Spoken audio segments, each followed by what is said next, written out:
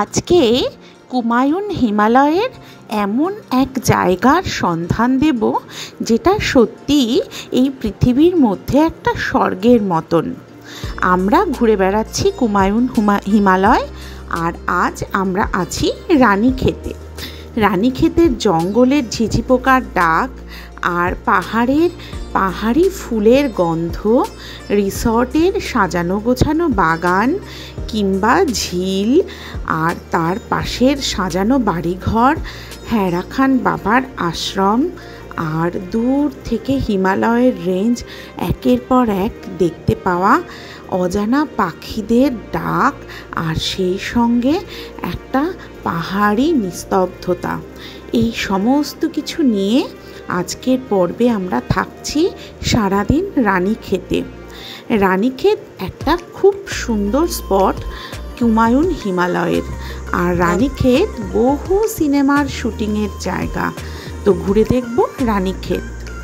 কালকে রাতে আমরা মহাবতার বাবাজির কেভ দর্শন করে বেশ অনেকটাই রাত হয়ে গিয়েছিল। আমরা এসে পৌঁছেছি রানীক্ষেতে। রানীক্ষেতে কালকে আমরা ছিলাম। আজকে সকালবেলা আমরা রানীক্ষেত ঘুরতে বেরিয়েছি। রানীক্ষেত দর্শন প্রথমেই আমরা শুরু করব রানীক্ষেত কালী মন্দির দর্শনের মধ্যে দিয়ে। আমরা চলে এসেছি রানীক্ষেত কালী মন্দিরে। একটা বেশ ঘন জঙ্গলের মধ্যে দিয়ে ওপরে উঠে আসতে হয়। আমরা উপরে উঠে এলাম, কিন্তু দুর্ভাগ্যবশত এখানে ক্যামেরা, ভিডিও ক্যামেরা, মোবাইল কিছু অ্যালাউ নয়। ফলত আমরা কালী মন্দিরের ভেতরটা দেখাতে পারলাম না। সাধারণ কালী মন্দির যেমন হয়, তবে বেশ উঁচুতে এবং জঙ্গলের মধ্যে, বেশ নির্জন স্থান। সকালবেলা আমরা আমাদের যাত্রা শুরু করলাম এই কালী মন্দির দর্শনের মধ্যে দিয়ে।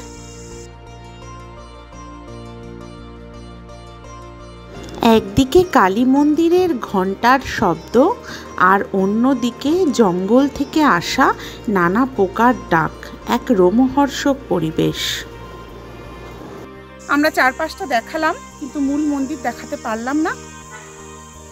আপনারা আসবেন এবং সচক্ষে দর্শন করবেন। কালী মন্দির থেকে নেমে এসেই পথের দুধারে দেখলাম প্রচুর পাহাড়ি লেবু বিক্রি হচ্ছে।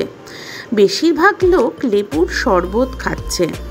আমরাও দাঁড়ালাম ওখানে কিছুক্ষণ। আমরা কালী মন্দিরের সামনে আছি। কালী মন্দিরের সামনে ফল বিক্রি হচ্ছে, বিভিন্ন রকম পাহাড়ি লেবু, তার মধ্যে মালটা আছে, পাহাড়ি মালটা আছে। আর এই লেবুকে কি বলে? এই লেবুটা পাহাড়ি লেবু। পাহাড়ি লেবু।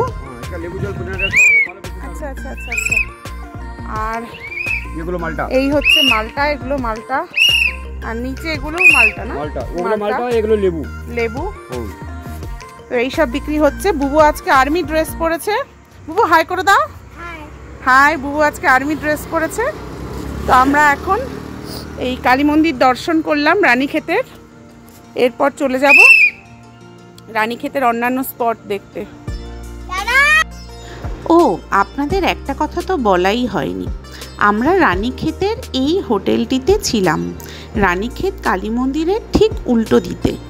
রয়্যাল মাউন্টেন এই হোটেল ভাড়া পড়েছে 1100 টাকা এসি সমেত। আর খাওয়া দাওয়া আমাদের নিজস্ব হোটেলের সঙ্গেই রেস্টুরেন্ট রয়েছে। আপনারা 3 বেলা নিজেদের ইচ্ছে মতন খাবার নিয়ে নিতে পারেন। আর যদি খাবার সমেত প্যাকেজ বুক করেন তাহলে 1800 থেকে 2000 টাকা পার হেড পড়েছে।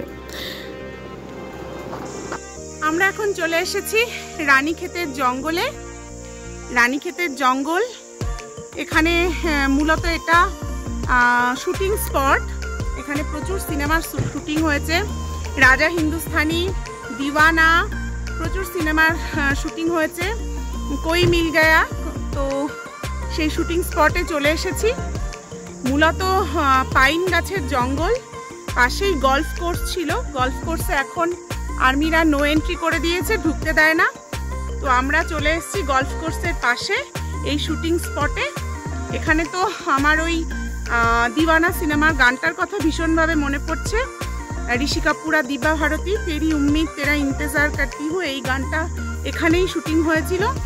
ড্রাইভার আমাদের যা বললেন আর কি। তো আমরা এই স্পটটা ঘুরে দেখছি, কিছু ছবি তুলছি ভালো ভালো। পুরোটাই জঙ্গল, ঘন জঙ্গল, জঙ্গলের একটা শব্দও পাওয়া যাচ্ছে, ঝিঝি পোকার ডাকও শোনা যাচ্ছে।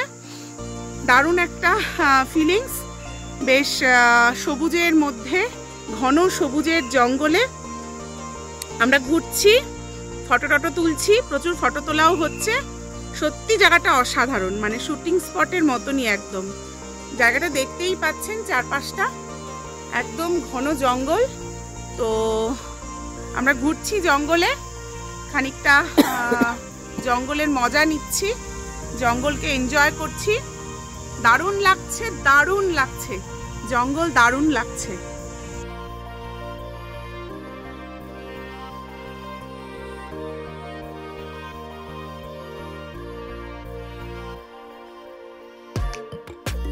এই জঙ্গলের নিস্তব্ধতা, ঝিঝি পোকার ডাক আর মাঝে মাঝে বিচিত্র পাখিদের আনাগোনা এক অদ্ভুত পরিবেশ তৈরি করেছিল। রানীক্ষেতের জঙ্গলে একটা দারুণ জিনিস দেখলাম, আসুন আপনাদের দেখাই।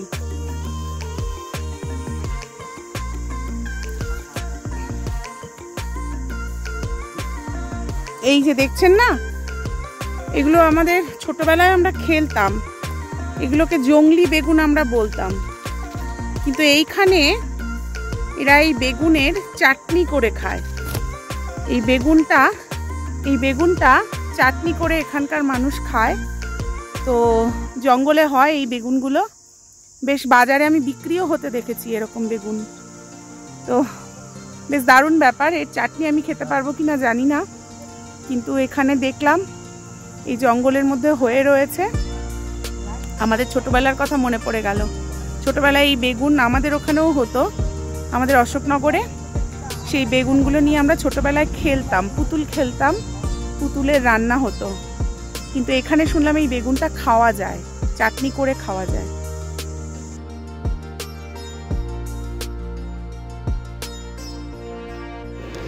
এই হলো রানীক্ষেতের গল্ফ কোর্স, কিন্তু এই গল্ফ কোর্সটা এখন আর্মিরা বন্ধ করে দিয়েছে।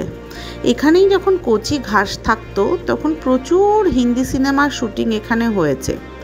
তো এরপর আমরা চলে এলাম রানীক্ষেতের হেড়া খান বাবা আশ্রমে।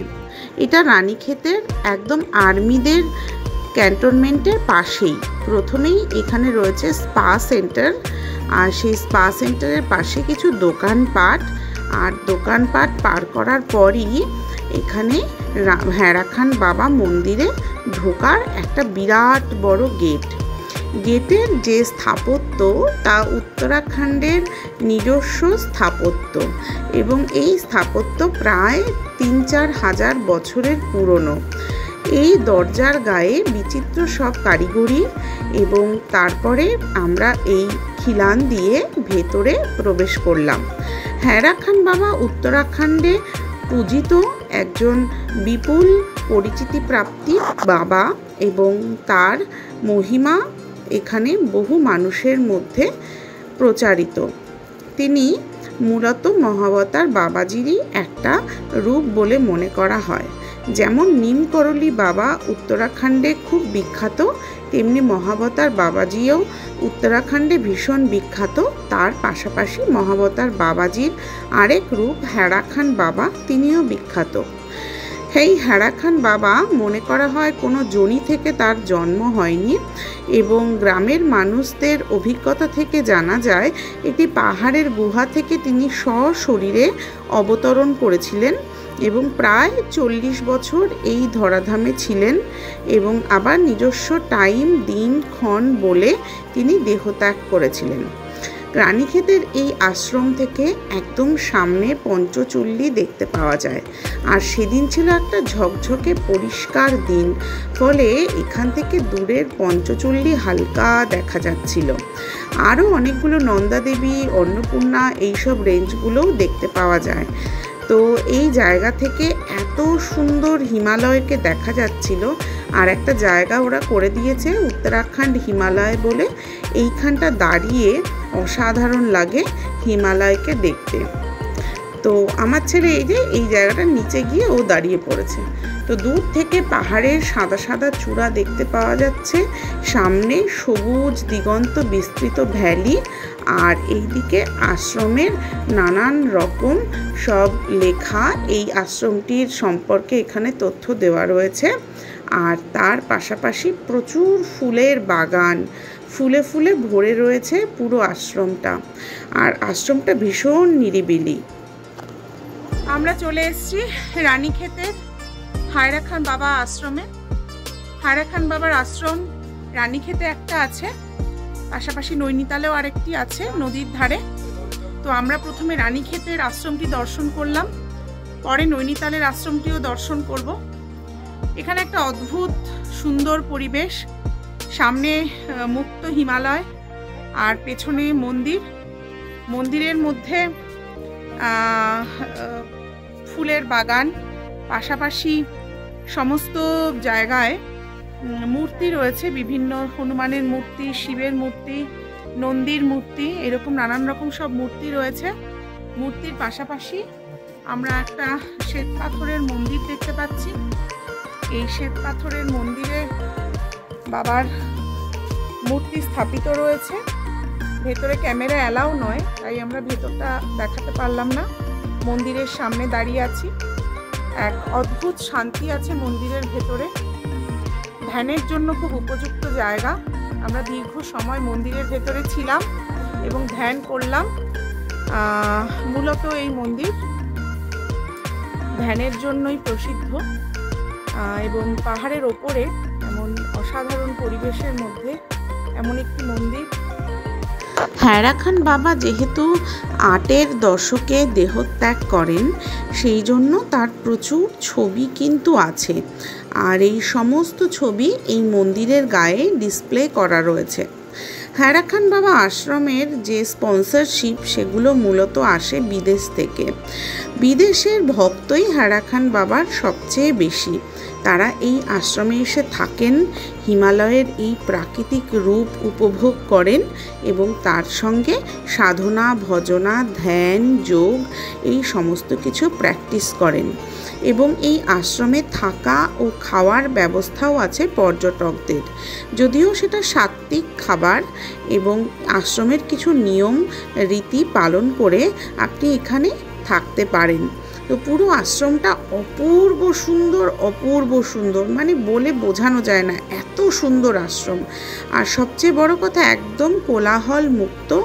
সামনে হিমালয়ের দিগন্ত বিস্তৃত ভ্যালি, দূরে পঞ্চচূল্লির চূড়া, সামনে ফুলের গাছ।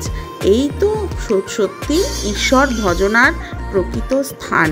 এর থেকে সুন্দর জায়গা আর কি বা হতে পারে। এত সুন্দর জায়গায় এসে আমার মনটা একদম ইচ্ছে করছিল না এই জায়গাটা ছেড়ে যেতে। মনে হচ্ছিল দীর্ঘ সময় এখানে থাকি, একটা সারাটা দিন এই আশ্রমে কাটাই।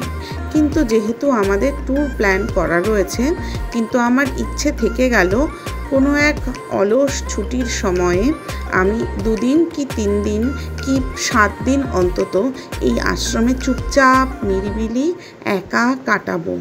এত অপূর্ব সুন্দর জায়গা খুব একটা মেলে না, এবং দূর থেকে পাহাড়ের ভ্যালি দেখতে দেখতে চোখ জুড়িয়ে আসছিল।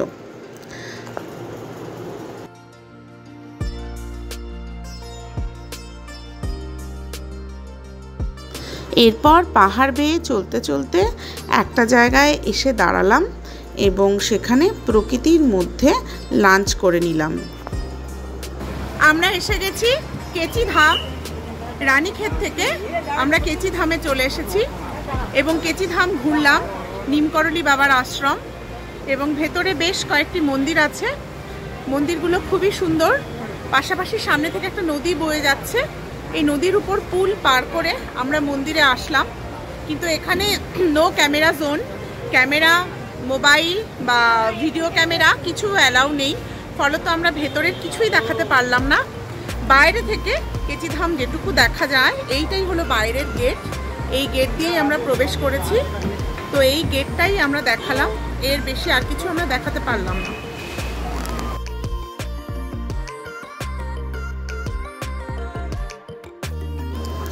কেচিধামের নিমকরলি বাবার মহিমা সম্পর্কে সবাই আমরা কম বেশি জানি। অ্যাপেল কোম্পানির মালিক থেকে বর্তমান ফেসবুকের জুকেরবার্গ পর্যন্ত সবাই এই আশ্রমে আসেন এবং সবাই এই বাবার অলৌকিক মহিমার আশীর্বাদ ধন্য। এই আশ্রমে প্রিয়াঙ্কা চোপড়া থেকে শুরু করে অসংখ্য সেলিব্রিটিরা আসেন এবং বাবার আশীর্বাদ নিয়ে যান। মনে করা হয় হনুমানজির সাক্ষাৎ রূপ হলেন এই নিমকরলি বাবা, এবং নিমকরলি বাবা যাকে যা আশীর্বাদ করতেন সেটা একদম সঙ্গে সঙ্গে ফলে যেত। মনে করা হয় অ্যাপেল কোম্পানির মালিক যখন এখানে এসে পড়েছিলেন তখন নিমকরলি বাবা একটি আপেল খেয়ে সেই আপেলটা তাকে প্রসাদ হিসেবে দিয়েছিলেন এবং সেটাই অ্যাপেল কোম্পানির লোগো হয়ে যায় পরবর্তী সময়। এই মন্দিরের প্রচুর ভক্ত আছেন বিদেশি, এবং এই মন্দিরে মূলত বাইরের পর্যটকরাই বেশি আসেন। আর এখানে ফান্ড বা ডোনেশনের কোনো অভাব নেই, বিরাট একটা ফান্ড এই মন্দিরের আছে। তো এই মন্দিরটা আমরা ঘুরলাম, কিন্তু এখানে থাকার কোনো ব্যবস্থা নেই। আমরা আজকে 10 দিন ভ্রমণ করলাম। আমরা কাঠগুদামে নামার পর নৈনিতাল থেকে দেওয়ানজির সঙ্গে ঘুরেছি, 10 দিন ঘুরেছি।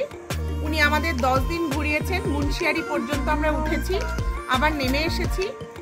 অসাধারণ ড্রাইভিং করেন, ভীষণ ভালো মানুষ এবং ভীষণ ভালো গাড়ি চালান, এবং আমাদের 10 দিনে সামান্যতম কোনো সমস্যা হয়নি, কোনো রকম কোনো ঝামেলা হয়নি, এবং রাস্তায়ও খুব সুন্দর আমরা সেফলি যাত্রা করেছি।